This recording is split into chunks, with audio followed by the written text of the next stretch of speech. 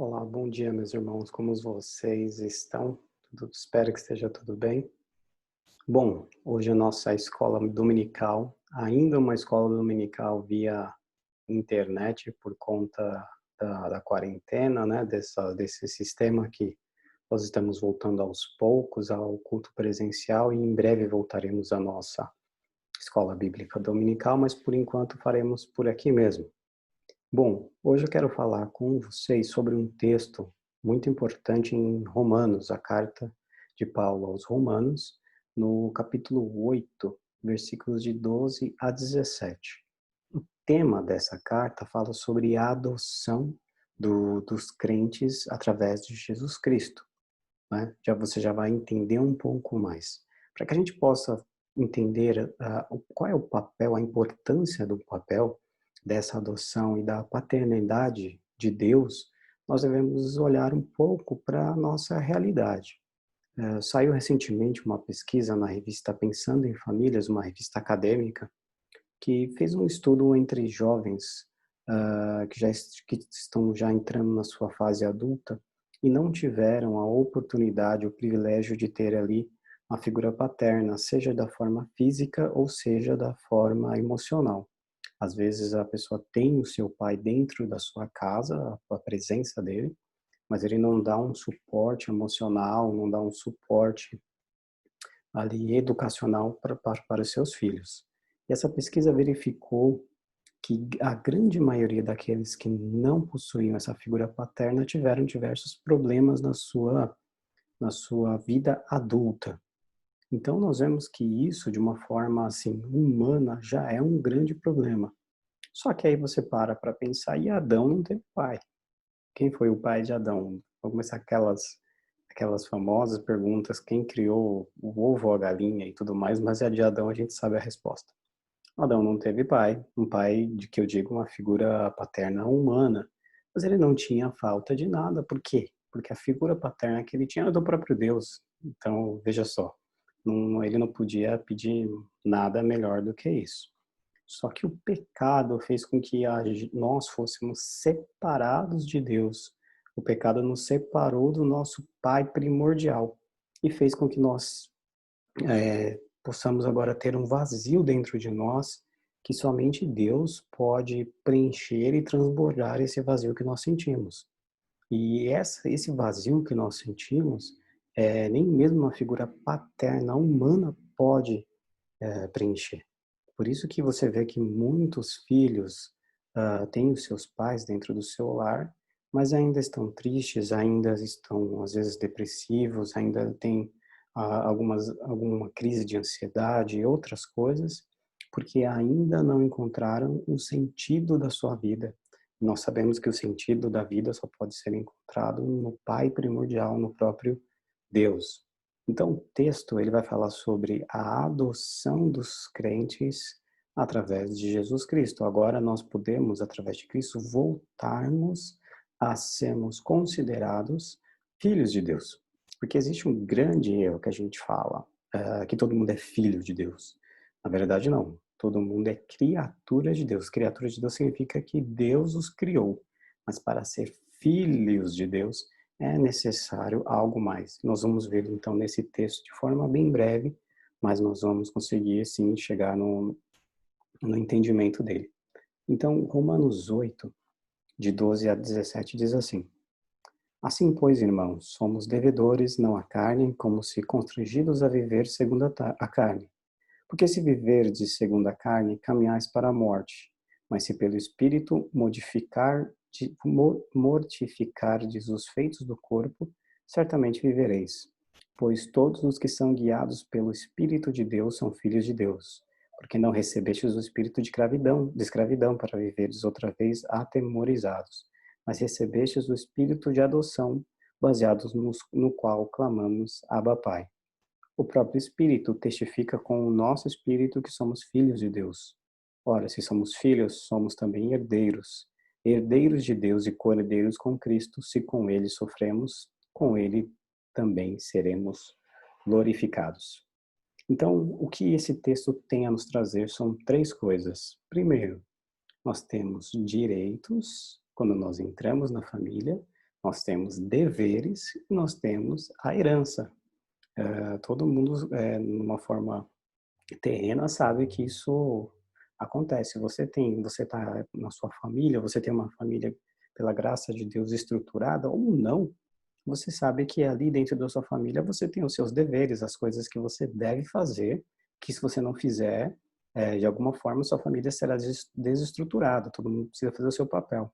Nós também sabemos que você tem os seus direitos e, além disso, nós temos ali a herança.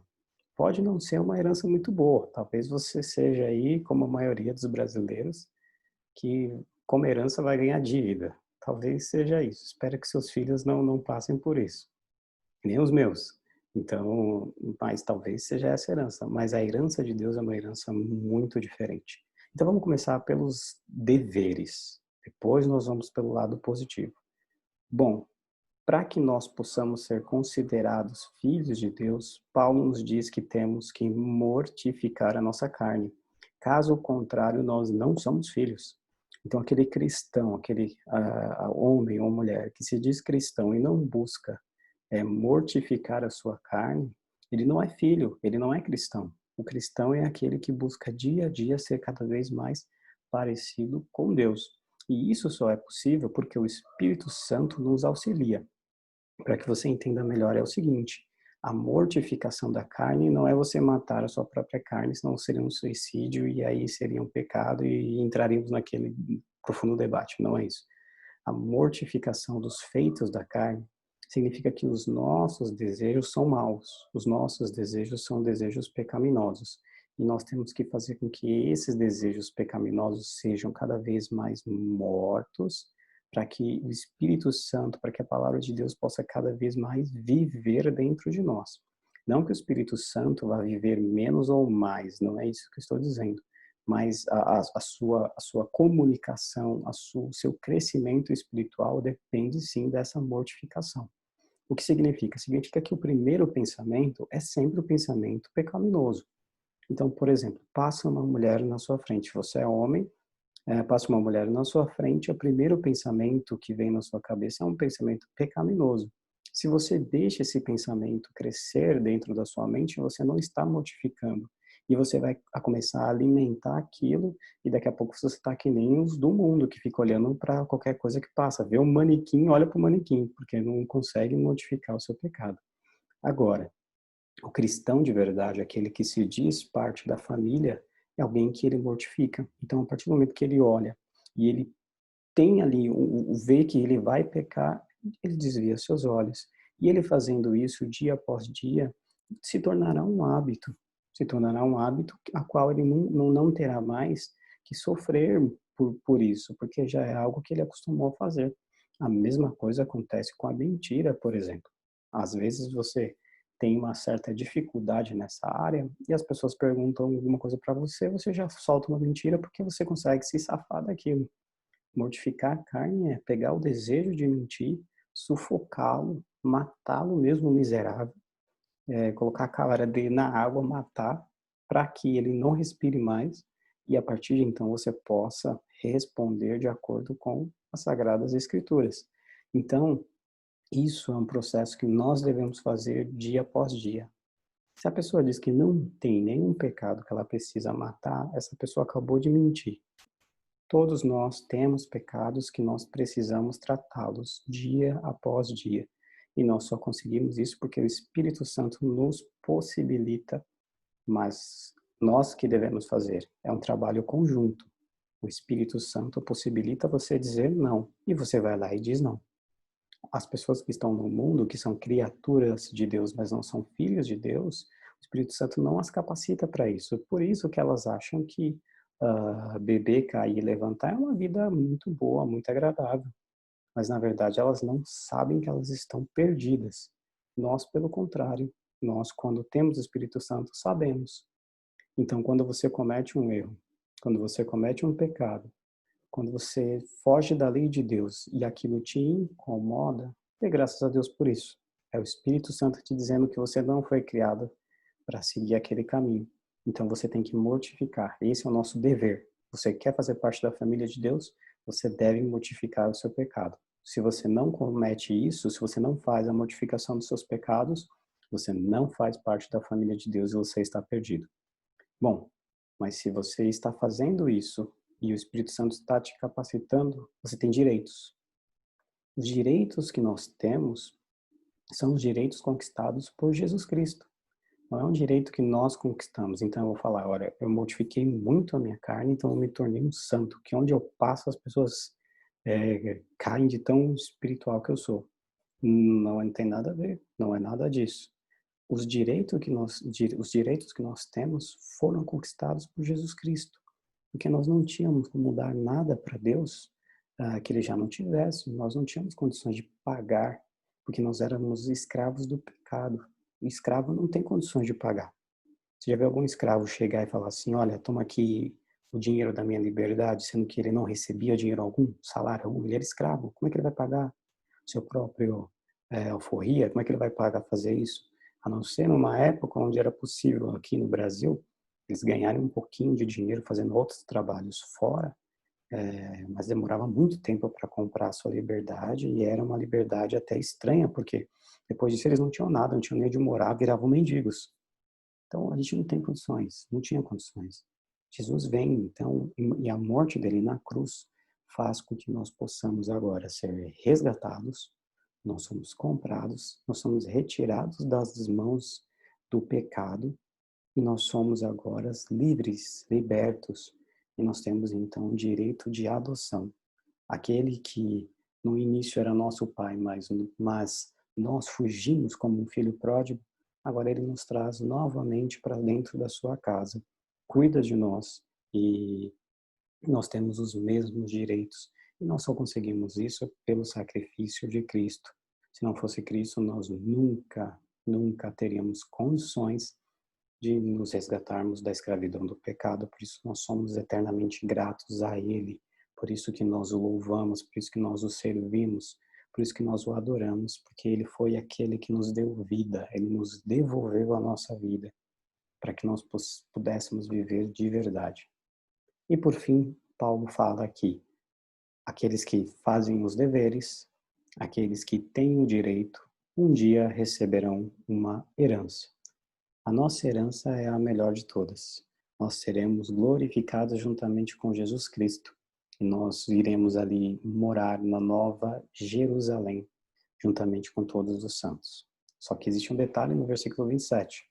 Ele diz que a forma para que nós possamos ter essa herança é: se nós sofrermos com Cristo, seremos glorificados com Ele. Muitos pensam que a vida do cristão é uma vida sem sofrimento, é uma vida completamente tranquila, que você terá a herança já agora, nesse momento, e que será uma vida onde nada de mal acontecerá. Ora, se o nosso irmão mais velho, se o primogênito de Deus é Jesus Cristo, e ele sofreu, nós também sofreremos. O que acontece de diferente é que toda vez que estamos sofrendo, temos Deus ao nosso lado que nos ajudará, dando a paz que excede todo o nosso entendimento. Mas nós sofreremos. Sofreremos, mas um dia nunca mais iremos chorar, nunca mais teremos dor, nunca mais haverá no nosso olho uma só lágrima, porque o próprio Jesus Cristo enxugará tudo isso, como diz em Apocalipse 21. E nós então receberemos a nossa grande herança que ninguém poderá nos tirar. Que você hoje possa pensar: será que eu estou mortificando os meus pecados ou será que eu estou vivendo como se eu não fosse filho de Deus? Você também tem que agradecer a Deus, porque Ele te deu o direito de ser filho dele. Você tem que agradecer e louvar a Jesus Cristo, porque Ele nos capacitou para que Deus pudesse nos adotar, para que Deus nos pudesse fazer novamente filhos, livres da escravidão do pecado, e agora podendo responder de forma favorável à santificação. E por fim, nós devemos ter a esperança que o mundo não tem. Quando alguém morre e essa pessoa não é cristã, o velório é um dos mais tristes possíveis, porque essa pessoa não tem nenhuma esperança. Aliás, ela já está morta, que esperança ela vai ter? Agora, os familiares não têm esperança alguma. Eles falam palavras estranhas, palavras de consolo que não são verdadeiras, viram uma estrela, virou algo, ou então eles até falam, foi para o céu, sabendo que essa pessoa não viveu de acordo com a vontade de Deus, sabendo que essa pessoa não fez os deveres que ela deveria ter feito aqui enquanto estava em vida. E para essa pessoa, infelizmente, não há herança, mas assim o pagamento pelo seu pecado, que é o inferno, que é o lago de fogo, dito em Apocalipse 20, no juízo final. Que nós possamos ser contrários a isso, que nós possamos evangelizar as pessoas, que nós possamos orar por elas, que nós possamos fazer com que eles acordem para que possam ver que os seus atos estão os levando para um caminho de perdição. E que nós possamos viver a cada dia mortificando cada vez mais o nosso pecado, para que o pecado que hoje te domina, para que o pecado que hoje está latente na sua vida, daqui a um ano você possa falar que você o venceu, pelo Espírito Santo e pelo seu trabalho. Que Deus possa te abençoar, que você tenha um ótimo domingo e nos vemos em breve. Deus te abençoe. E agora, de novo, você vai esperar eu apertar o pause aqui. Tchau.